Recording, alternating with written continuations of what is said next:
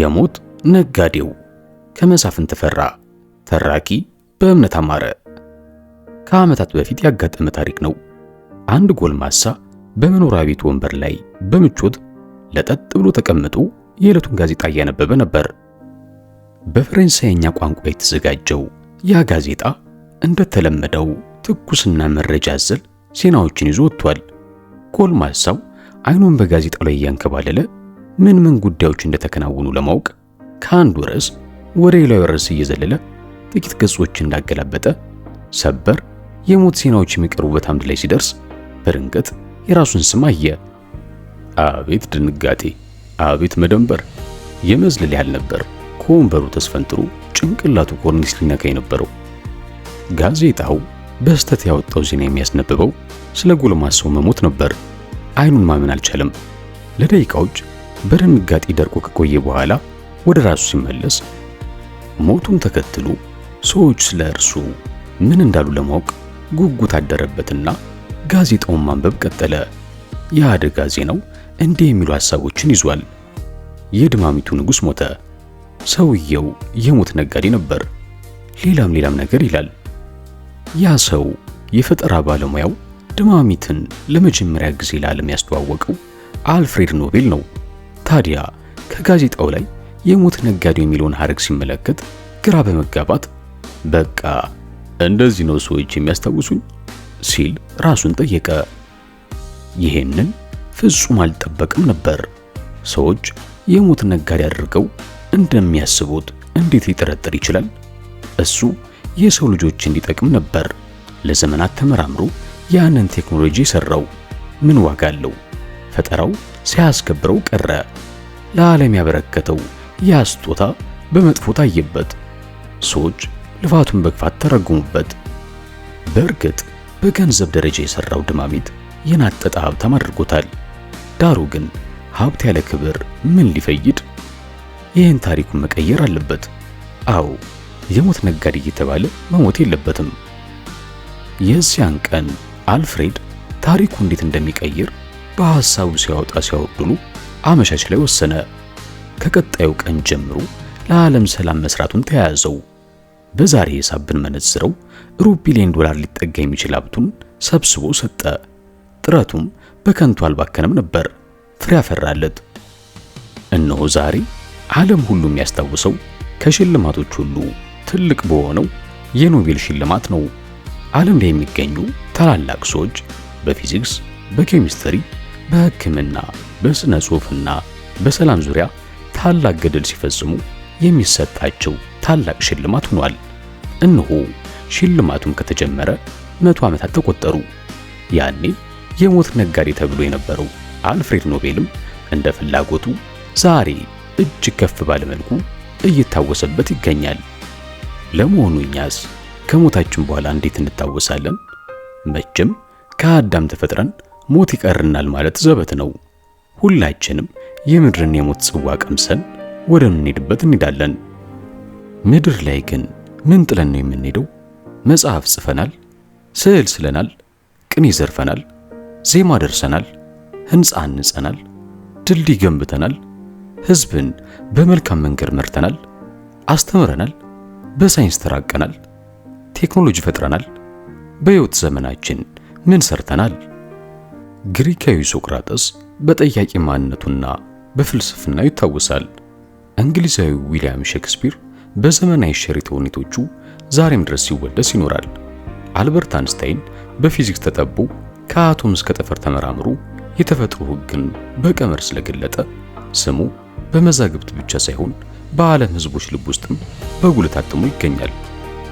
ቶማስ ኤዲሰን ከኤሌክትሪክ ብርሃንን መፍጠር ስለቻለ ለዓለም ብዙ ውለታ የዋለላት ጀግና የፈጠራ ሰው ተደርጎ ይታሰባል። ኔልሰን ማንዴላ የደቡብ አፍሪካ ጥቁሮችን ከአፓርታይድ ስርዓት ነፃ አውጥቶ የዘር መድሎን አስቀርቶ በሕዝቡ መካከል እርቅን ስላወረደ የይቅርታ አባት ተደርጎ በሰዎች ዘንድ ሲታወስ ይኖራል። ማህተመ ጋንዲ ህንድን ከቀኝ ገዢዋ እንግሊዝ ነፃ ሊያወጣ ምንም ጦር መሳሪያ ባለመጠቀሙ የሰላም አባት ተብሎ ታሪኩ በወርቅ መዝገብ ተጽፏል። ቀዳማዊ ኃይለ ሥላሴን በአፍሪካ አንድነት ድርጅት ምስረታ፣ አጼ ምኒልክና እቴጌ ጣይቱን በገናናው የአድዋ ድል አጼ ዮሐንስ አራተኛን በመተማው ጦርነት፣ አጼ ቴዎድሮስን በሴባስቶፖል መድፍ እናስታውሳቸዋለን። አለቃ ገብረሃና በልህነታቸው፣ ፊት አውራሪ ሀብተ ጊዮርጊስ ዲነግዴ መላኝነታቸው፣ አባ መላ፣ አብዲሳ አጋ ጀግንነቱ፣ በዓሉ ግርማ ደፋር ብዕሩ፣ አርቲስት ሜትር አፈወርቅ ተክሌ ውብ ስዕሎቻቸው ከሌላው ነገር ሁሉ ልቆ ወደ አእምሯችን ይመጣል። እንግዲህ ፈርጦቹ እንደዚህ መታወስ ከቻሉ እኛስ በምንድን ነው መታወስ የምንፈልገው? በደግነታችን ነው ወይስ በክፋታችን? በማዳናችን ነው ወይስ በመግደላችን? በፍርሃታችን ነው ወይስ በድፍረታችን? በቸርነታችን ነው ወይስ በንፉግነታችን? ትውልድን በመቅረጻችን ነው ወይስ ትውልድን ባልሆነ መንገድ በመውሰዳችን? በምንድን ነው መታወስ የምንፈልገው? አንዳንዶች በሙያቸው ለሰው ልጆች ባበረከቱት አስተዋጽኦ መታወስ ይፈልጋሉ።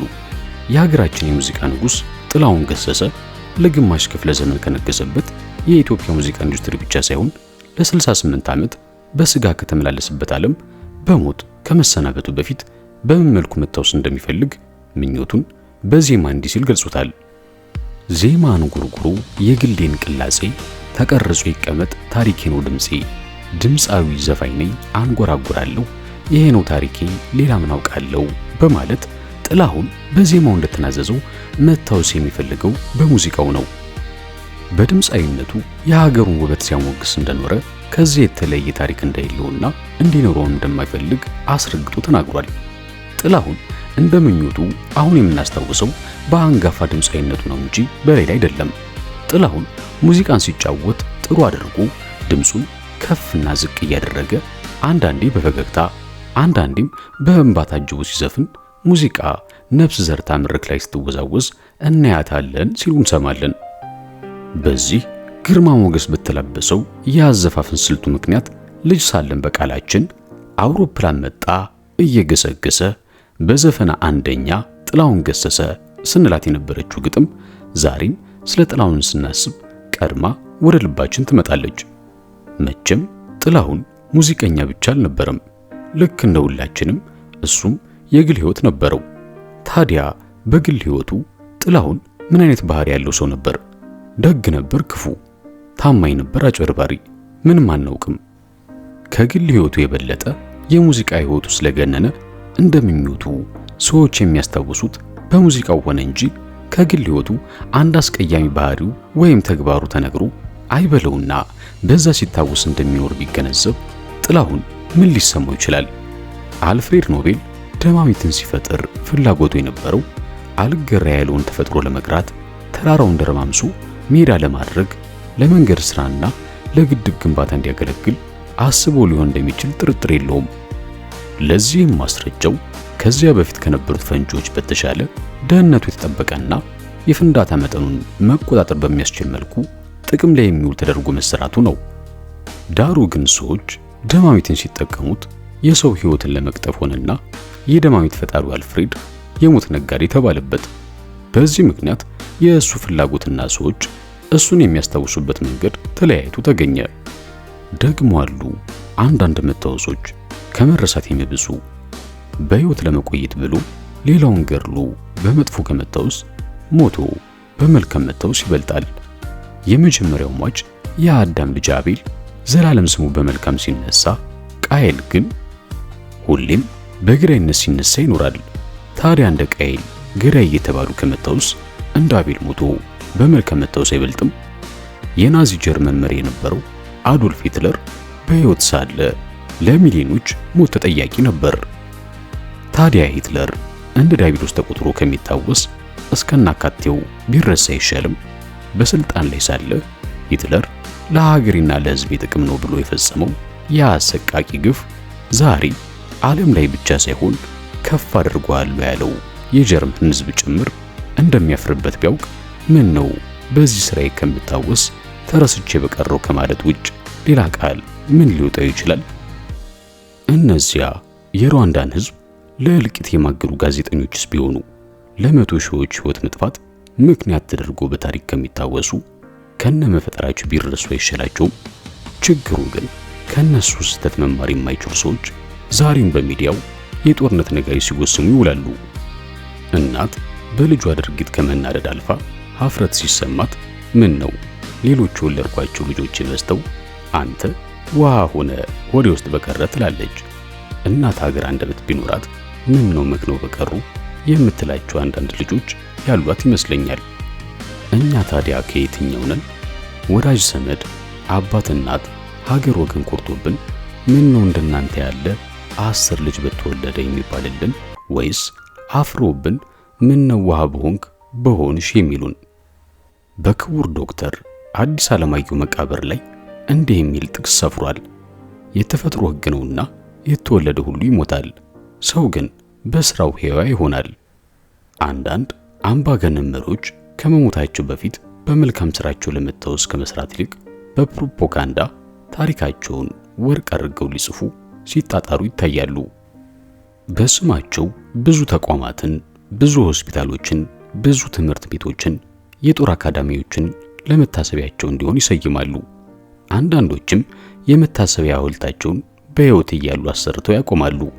ለምሳሌ የሶቪየት መሪዎች እነ ስታሊንና ሌኒን እንደዚህ አድርገዋል። የአረቡ ዓለም ሀገራት መሪዎችም በተመሳሳይ ሐውልት አቁመዋል፣ በስማቸው ድርጅት መስርተዋል፣ ልደታቸውንም ብሔራዊ በዓል አድርገዋል። ሌላም። በሞታቸው ማግስት ግን ያ ሁሉ ነገር በከንቱ ይቀራል። ቀዳማዊ ኃይለ ሥላሴ በሕይወት ሳሉ በስማቸው ያልተሰየመ ተቋም የለም ነበር ማለት ይቻላል። እርግጥ ነው ንጉሱ ሰርተው ነው በስማቸው ሲሰይሙ የነበሩት። ደርግ ሲመጣ ግን አንድ ባንድ ቀየረባቸው። አንዳንዱን አብዮት አመጣሽ በሆኑ ስሞች፣ አንዳንዱን ደግሞ በሌላ ሰየመ። ቆይቶ ኢህአዴግ ሲገባ ደርግ የቀየረባቸውን ስሞች አንስቶ በሌላ ተካቸው። መልካም የሰራ መሪ በዘመኑ ራሱ ባይሰይምም ጊዜና ቦታ ሳይገደቡ በመልካም አበርክቶ ሌሎች በፈቃዳቸው በስሙ ይሰይሙለታል፣ ሐውልት ይቆምለታል። ፕሮፓጋንዳ ሳያስፈልገው በስራው ሕያው ሆኖ የሚቆይ ሲሆን ከሐውልት በላይ እውነተኛ ማስታወሻ የሚሆነው መልካም ስራ ነው። ሌላው ስህተት ስንሰራ እንዴት እናርመዋለን? እስኪ ለጥያቄው መልሳችን ምን እንደሚሆን ላፍታ እናስበው። መቼም ሰው ሆነን ተፈጥረናልና አንዳንዴ መሳሳታችን አይቀርም። ከናባባሉስ ከሰው ስህተት ከብረት ዝገት አይጠፋውም አይደል የሚባለው? ታዲያ ስህተታችንን የምናስተካክልበት እድል ከደጃችን ሲቆም እንጠቀመዋለን ወይስ በቸልታ እናልፈዋለን? በመጽሐፍ ቅዱስ ላይ እንደሰፈረው ከኢየሱስ ደቀ መዛሙርት መካከል ጴጥሮስና የአስቆሮቱ ይሁዳ ሁለቱም ጌታን ከድተዋል። ዶሮ ሳይጮህ 3 ጊዜ ትክደኛለህ እንደተባለው ጴጥሮስ ጌታውን አላውቆም ያለ ሲሆን ከእናንተ አንዱ አሳልፎ ይሰጠኛል እንደተባለው ይሁዳም በ30 ዲናር መምህሩ ሽጦታል። በመክዳት ካየነው ሁለቱም ጌታን ክደውታል። ዳሩ ግን ጴጥሮስ ወዲያውኑ ከስተቱ ለመታረም ሲጠር ይሁዳ ግን አላደረገውም። ጴጥሮስ የተሻለ ክብር ሲያገኝ ይሁዳ ግን ተቀጣበት።